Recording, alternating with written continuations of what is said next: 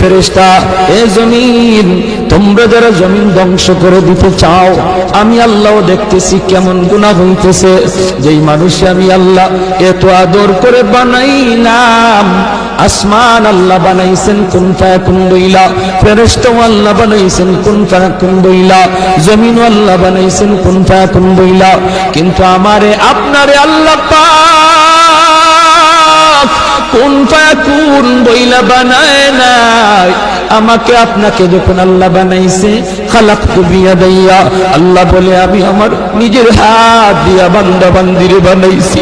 কারণ এই চেহারার মধ্যে এত দামি কপাল, ওই কপাল দিয়া বান্দা আমার কুদরতি কদমে সেজদা দিবে।